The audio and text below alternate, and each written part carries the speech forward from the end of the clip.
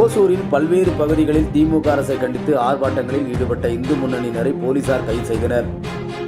இந்து முன்னணியினருக்கும் போலீசாருக்கும் தள்ளுமுள்ளு ஏற்பட்டதால் பரபரப்பு.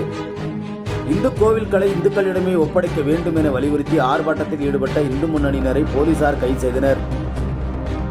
இந்து முன்னணிகளுக்கும் போலீசாருக்கும் இடையே தள்ளுமுள்ளு ஏற்பட்டதால் பரபரப்பு ஏற்பட்டது. கிருஷ்ணகிரி மாவட்டம் ஓசூர் மாநகராட்சிக்குட்பட்ட ராமநகர் அண்ணா சிலை முன்பு இந்து முன்னணியினர் தமிழக அரசை கண்டித்து ஆர்ப்பாட்டத்தில் ஈடுபட்டனர். அப்பொழுது இந்து கோவில்களை இந்துக்களிடமே ஒப்படைக்க வேண்டும் எனவும் இந்து கோவில்களில் நடைமுறைப்படுத்தப்பட்டுள்ள சாமி தரிசனம் அனுமதி கட்டணத்தை ரத்து செய்ய வேண்டுமும் இந்து கோவில்களில் எந்த ஒரு நடைமுறைக்கும் கட்டணம் வசூலிப்பதை தவிர்க்க வேண்டும்.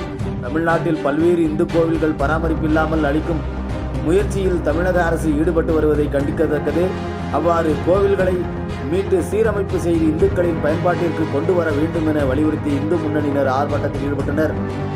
போலீசாரின் அனுமதி மீறி ஆர்ப்பாட்டத்தில் ஈடுபட்ட இந்து முன்னணியினரை போலீசார் கைது செய்து தனியார் வாகனத்தில் ஏற்றிச் சென்று தனியார் மண்டபத்தில் சிறை வைத்தனர். இதனால் பெரும் பரபரப்பு ஏற்பட்டது.